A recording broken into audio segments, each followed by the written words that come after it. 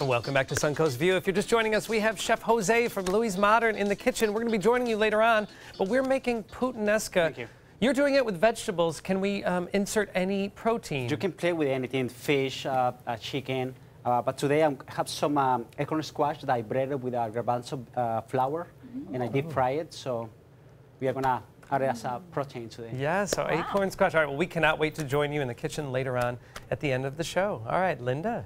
Dogs may be some of our very best friends, but dogs can also cause problems in your home if you don't understand their chewing habits. Mark Shambour from K9 Korral is here to talk about different types of bones and chews.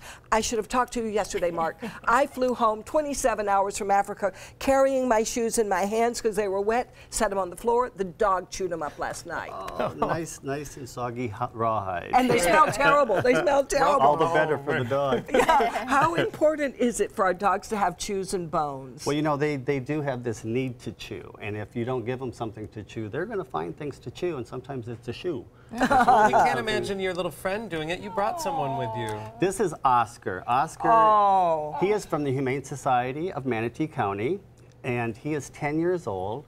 He has no health issues whatsoever, so he is so adoptable right now. And he is up for adoption. He is up for adoption, and you'll get the website and everything on that. And please visit them, too. They have a very nice facility over there. And older dogs don't chew up shoes as much either, I've noticed. It depends upon if they have good teeth or not, and how well behaved they are. Now here we have, this is Thor.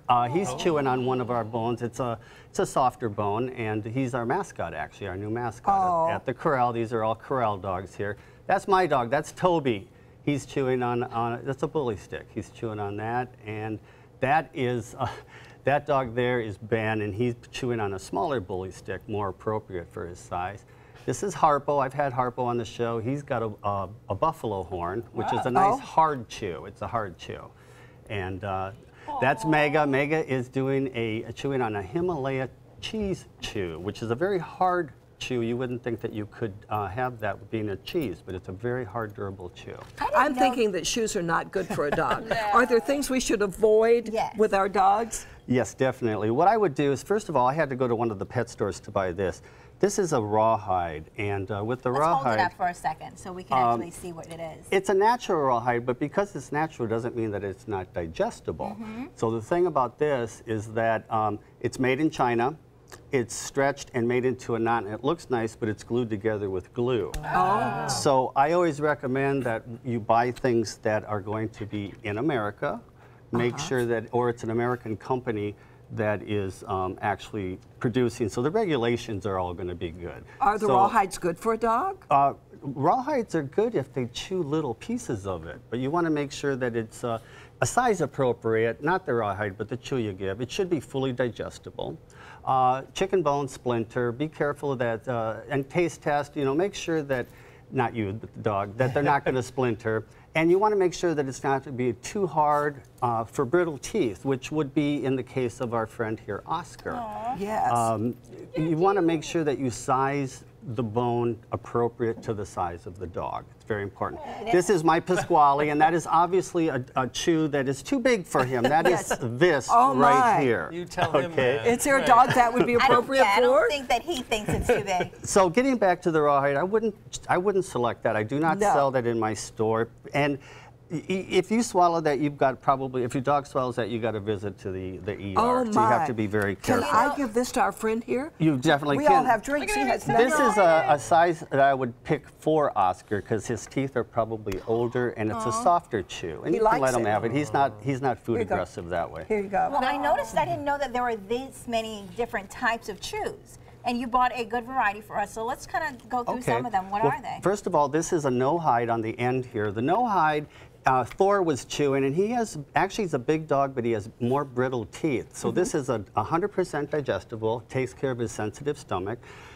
Very good beef chew. It's made out of beef. It's not actually a bone or anything. It's made out of, and it lasts, you know, it lasts a little while. Right here, I've got, that's a bully stick. Bully sticks are the pizzle of a bull. And everybody, if you don't know what a pizzle is, but I'm afraid, Dad. It's a certain body part that we cover up. So, and it's very durable. It's very. Beth just had a moment. I didn't realize what it was. Yes. Did you want to touch it? No, thank you. Okay. This is a trachea. This is a bully stick with a trachea inside of it, and this is more sized appropriate to what I would give Oscar there. I mean, we do have to remember that they are animals who lived outside at some point. So even though these are all natural them items, but they're not gonna. They're gonna be digestible in the stomach, and they're also going to be long-lasting, so the dogs will actually be able to chew them and have some benefit out of it. Over here, he loves it. I told you, it's excellent for him. Oh, look at that. If being that his teeth might be a little bit brittle, maybe I'm told his teeth are good, but it's sized appropriate for the dog. Mark, I just have a quick question about Oscar chewing. Do dogs chew? I always think they chew because they're nervous or have anxiety, but do they chew when they're happy as well, like chewing gum? Certainly, yeah. The dog, naturally, they have the instinct to chew. They have to sharpen their teeth. They have to keep it. So in natural, although we consider them our children now, they still have that instinct to chew.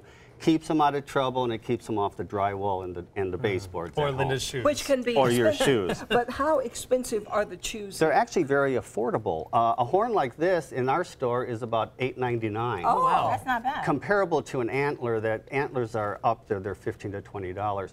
But the thing about the horn is it lasts as long as the antlers. You're looking at months for certain dogs. Wow. This is the chew over there. Now, if we were to look, the no-hide's going to be about an hour. Okay. Bully sticks, it could be for hours, it could be for days, depending upon how much your dog chews. When you're looking at the Himalaya chew on the end there, that's going to last. That could last for days. It could last for months, depending upon how hard your dog chews. What you want to consider is the antlers. They last forever.